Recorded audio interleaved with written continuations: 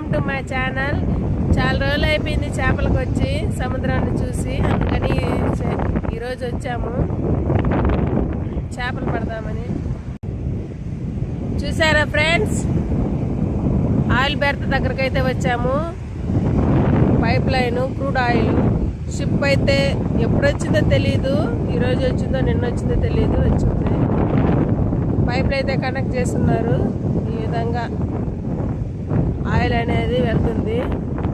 మా ఆయన చూసారా ఫ్రెండ్స్, వల వేస్తున్నారు. ఒకసారి కింద వాళ్ళంతా కూడా చిక్కులు లేకుండా చూసుకుంటూ వస్తున్నారన్నమాట.